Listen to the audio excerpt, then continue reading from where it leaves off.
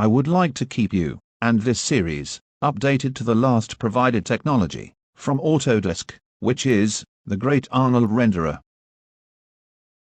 Fortunately, the Arnold Renderer now support bake to texture, which is a great feature that we will use to bake the components of this vehicle frame.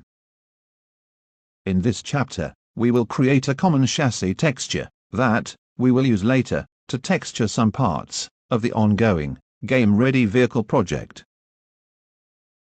Out of importance, I feel compelled to emphasize some guidance that we have mentioned in previous chapters.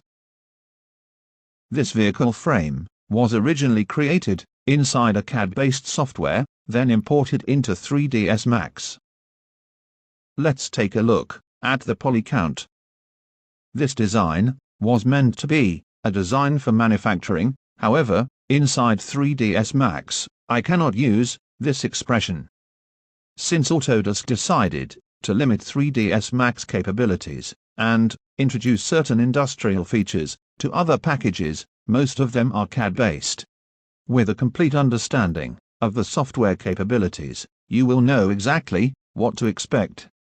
3ds Max is a software that meant for visualization, such as creating visual effects and cinematic footage, with some capabilities for modeling.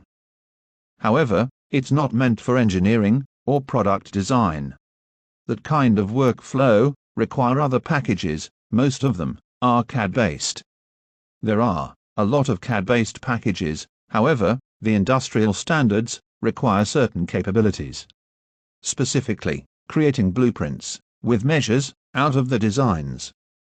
Other unprofessional packages that do not have this feature will not meet the industrial standards.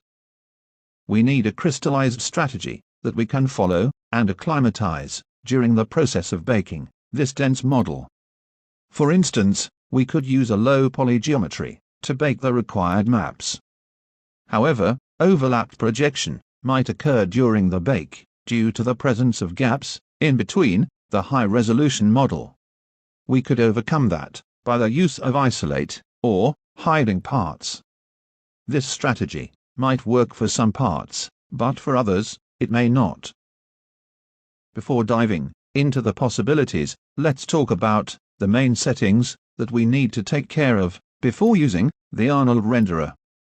The following is a quick introduction to the Arnold Renderer. However, this is not a visualization tutorial. We will only uncover the settings that we need for a convenient bake. We might uncover rendering with Arnold techniques and settings in a dedicated tutorial later. Arnold Renderer is a physical-based renderer that utilizes CPU for rendering. In order to achieve the best rendering result by Arnold, you will need to use a combination of physical materials and physical lights. Arnold Renderer by default support 3ds Max default physical materials, however, it support only Arnold physical lights. Although, we still can use the default scene lights to illuminate the entire scene and render it with Arnold. The physical light calculations will not occur until we add Arnold physical light to the scene. Go to the render setup, then select the Arnold Renderer from the pull-down list. This is going to be a quick comparative rendering, so I am going to use a custom small image size.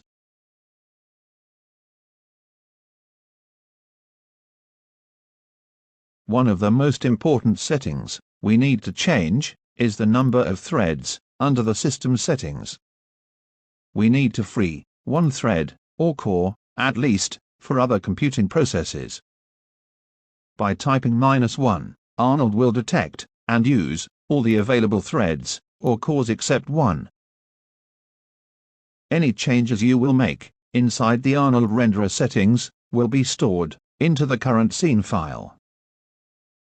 Make sure to change the system settings for best performance in new scenes when using the Arnold Renderer. I have already added one Arnold physical light to the scene. By now, you should know that the default scene lights will be automatically disabled when adding any light to the scene.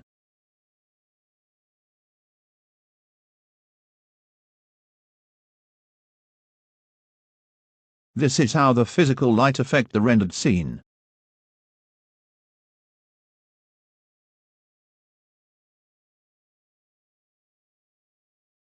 Now, let's delete the physical light and render the scene.